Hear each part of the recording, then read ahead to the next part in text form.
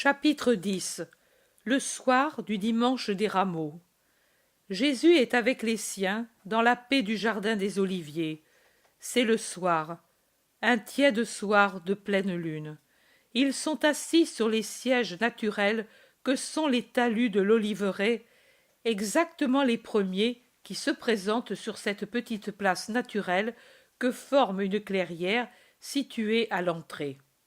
Le cédron fait entendre son bruissement en heurtant les cailloux de son lit et semble se parler à lui-même. Un chant de rossignol, la brise qui soupire, et rien d'autre. Jésus parle. Après le triomphe de ce matin, bien différent est votre esprit. Que dois-je dire? Qu'il est soulagé? Oh oui, selon l'humanité, il est soulagé.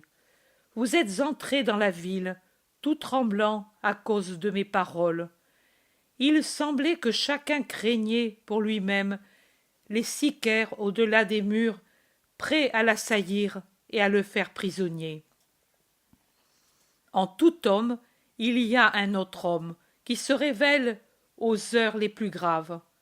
Il y a le héros qui, aux heures du plus grand danger, bondit de l'homme doux que le monde a l'habitude de voir et juge insignifiant, le héros qui dit à la lutte « Me voici », qui dit à l'ennemi, à l'arrogant « Mesure-toi avec moi ».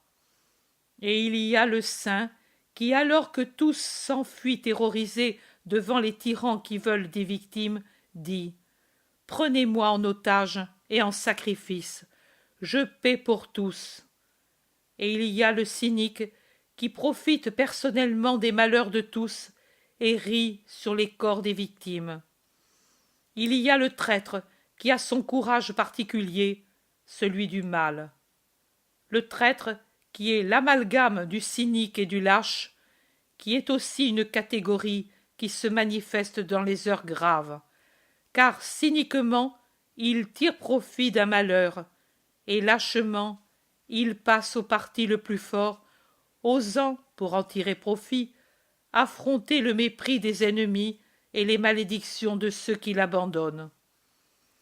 Il y a enfin le type le plus répandu, le lâche, qui aux heures graves n'est capable que de regretter d'avoir fait connaître son appartenance à un parti et à un homme, maintenant frappé par l'anathème, et de s'enfuir. Ce lâche n'est pas aussi criminel que le cynique, ni aussi dégoûtant que le traître, mais il montre toujours l'imperfection de sa structure spirituelle. Vous êtes tel, ne le niez pas. Je lis dans les consciences. Ce matin, vous pensiez entre vous, qu'est-ce qui va nous arriver? Allons-nous à la mort, nous aussi? Et la partie la plus basse gémissait, que jamais! Oui, mais vous ai-je jamais trompé? Dès mes premières paroles, je vous ai parlé de persécution et de mort. Et quand l'un d'entre vous, par excès d'admiration, a voulu voir en moi un roi, et a voulu me présenter comme un roi, un des pauvres rois de la terre, toujours pauvre même s'il est roi, et qu'il restaure le royaume d'Israël, j'ai tout de suite corrigé son erreur, et j'ai dit « Je suis roi de l'esprit ». J'offre privation, sacrifice, douleur. Je n'ai pas autre chose. Ici, sur la terre, je n'ai pas autre chose. Mais après ma mort et votre mort dans ma foi, je vous donnerai un royaume éternel, celui des cieux. Vous ai-je dit peut-être quelque chose de différent? Non. Vous dites non. Et vous, alors, vous disiez aussi, nous ne voulons que cela. Avec toi, comme toi, à cause de toi, nous voulons être et être traités et souffrir. Oui, vous parliez ainsi, et vous étiez sincères aussi, mais c'était parce que vous ne raisonniez que comme des enfants étourdis. Vous pensiez qu'il était facile de me suivre, et vous étiez tellement imprégnés de la triple sensualité, que vous ne pouviez admettre que fût vrai ce à quoi je faisais allusion. Vous pensiez, lui est le Fils de Dieu. Il le dit pour éprouver notre amour, mais lui ne pourra être frappé par l'homme. Lui qui opère des miracles saura bien faire un grand miracle en sa faveur. Et chacun ajoutait, je ne puis croire que lui soit trahi, pris, tué. Si forte était la foi humaine que vous aviez en ma puissance, que vous arriviez à n'avoir pas foi dans mes paroles, la foi vraie, spirituelle, sainte et sanctifiante. Lui qui fait des miracles pourra en faire un en sa faveur, disiez-vous.